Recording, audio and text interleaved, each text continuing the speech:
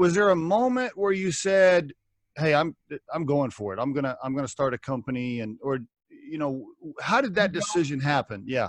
I was doing the fully customs, and that was just out of need. That was built by need. All of a sudden I realized there was a huge need for the equipment, and equipment just has not changed. If you look at any other sports out there, from football and me and my wife snowboard every Thursday during the wintertime. And I always look at the technologies, and snowboarding and MMA almost were birthed at the same time in the early, late 80s, early 90s, when UFC came, or MMA became big. So there was no technology I was seeing in the MMA space, but I was seeing it all around, especially in snowboarding. There's technologies in foams and strapping and just support. So I was working out with Derek Wolf from the Broncos, and I showed him a hand wrap I was working on, because I could see he was embarrassed, kind of wrapping his hands. Here he is, a professional athlete. He's like hiding his hand wrap. So I'm joking around with him. I'm like, oh, here he is, a professional athlete. And he said, I showed him my product, and he goes, man, I want you to meet someone. I think you'd be a good fit. And he introduced me to JP O'Brien. Okay. Black Lab Sports. And that's how we got connected too. Yeah. That's how we got connected. Yep. That's really how Onyx came to be. It was I hit all my goals as a coach, from having heavyweight champion to I was always so goal oriented, and I've hit every goal that I wanted to from a trainer standpoint, from a coaching standpoint, and I was looking for that next venture. And after talking to JP for about 9 months, I was his first company he took on, and he's an investor, but the most important, him as an advisor and as a mentor has really, really changed my life in so many different ways. I mean, I ran businesses prior to him, and his education on what he did with me from a business standpoint just blew my mind. And I wouldn't be where I'm at without him. That's very nice of you to say. Yeah, he's a great guy. What's the hardest transition for an athlete, to go from that to running a business? What were some of your, early hurdles in making that transition? Well, he said something to me, because one thing is I've never been driven by money. I've been driven by passion and purpose.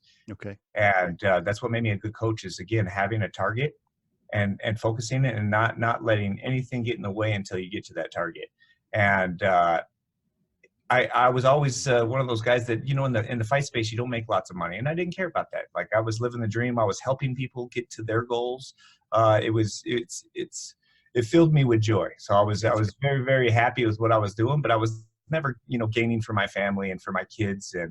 And I always had kind of an issue with money, just thinking it would never come to me, but I was never really chasing it. And I had told him, I was like, man, I don't know how I would manage a business, how I would do this. And he goes, how do you manage your fighters? And I was like, oh, and he just started to link things together.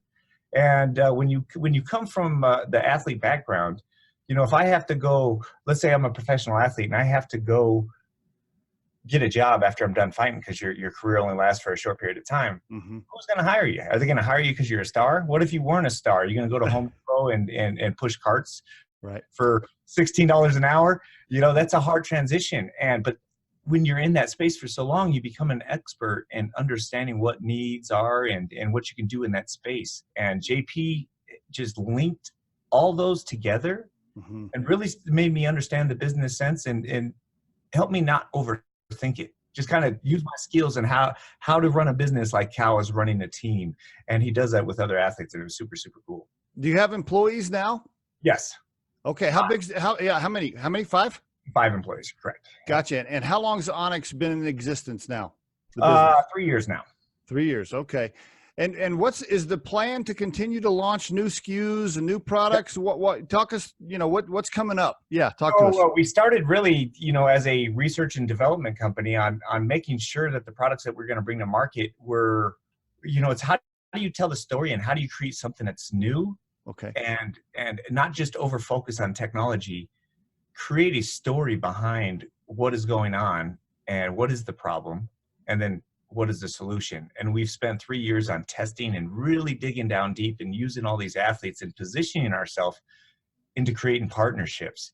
And when it comes to partnerships, that's leverage, because I feel like network is everything when it comes to business. Right, and that's been our strategy. And we've put all the time into making the products right, that now it's time to go to market. And everybody knows who we are. We're a brand that everybody in the industry knows. Good. And the cool thing is we've kind of positioned ourselves as the hard to get. You know, that timeline of people wait, and it's like, oh, I can't have it. I want it so bad. It's the first thing I noticed when I looked at when I was prepping for the call, I was, studying all of your stuff. Yeah. You go onto your website and it's like, sold out, on hold. And we can't keep it in. We're doing small runs, and our small runs are to test manufacturers to be able to make sure that they're going to do the quality that we need. And for instance, I call boxing, kickboxing, MMA, the combat sports, I call it the knockoff sport. Of everything. Like, everybody is knocking off different. You have the Mexican Reyes gloves that became super popular, and every company out there is knocking that same glove off. And so I didn't want to use a glove company, so we went and found a snowboard company. Again, I come from the snowboard world and seeing all the technology and their foams that they use, and their waterproof leathers and or synthetic leathers that they're using. And I wanted to use them to see if I could teach them how to make the products, show them how to do it, and then not have anybody be able to knock our stuff off. And because I feel like they'd fall into old habits and making gloves where you're hitting with your door knocking knuckles and the things that were causing the injuries.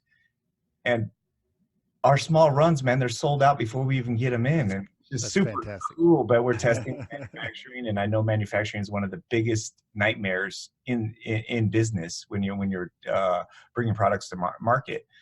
And so we're moving slow, and now we're preparing to move fast. You take so much pride in making that stuff yourself. Does that worry you? Are you nervous? Are you nervous about That's the hardest thing to overcome. And all of a sudden your work is being manufactured, and there's other people touching the quality, and you think about that? Yeah, completely. And that's why we set up our no questions asked returns, and we want to make sure that our products last over a year. We actually have a thing set up that if your equipment falls apart or something happens, if Velcro stops wearing out or a stitch pops in anything, I don't ask a question. I send you a brand new pair of gloves. I just ask that they send the gloves back so I can cut them open and look at all the materials and say, hey, this guy had this glove for 6 months.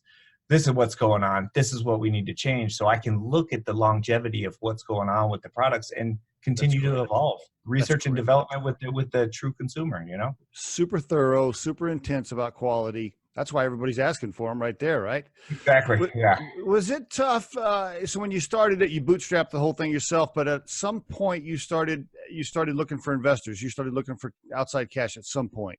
Mm-hmm.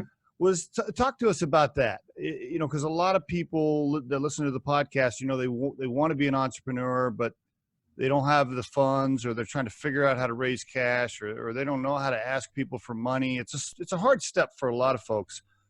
Was that tough the very first time you sat down and asked somebody else to invest money? Talk to us about that experience. Yeah, that was, again, the coaching and mentorship that I got from JP. He is the key to what I've done, because, again, I've never asked anybody for anything. Right. That's hard when you guys go out. And he's like, stop asking for money. It's what are you going to bring? How do you bring them value? How do you bring them an opportunity? And when you believe in something that you're bringing to market so much, it's easy to tell the story. And honestly, raising has been probably one of the easiest things that I've done in the business. The hardest, probably one of the biggest fears that I've had. But being a coach from the MMA space, I live to face fears. Anytime that something scares me, it's like, oh, I got to go chase it. If something I can't do, I won't. And but when it came to raising money, I would say that probably the biggest advice I could tell people is learn to tell a story about. And the hard part for me was explaining to someone that wasn't in my space. And I always spoke at that expert level, and JP's like, hey man, I don't understand what you're talking about. Talking to a doctor. Right. And so I had to learn how to pull it back. And how I did that was telling stories and figure out who's the person I'm talking to, and how can I create some type of story that they've had from hitting a bag in their basement, or old boxing. If they're an older guy that grew up around boxing, how can I tell a boxing story? And it's all about the story and simplifying what you're doing, and keep it simple.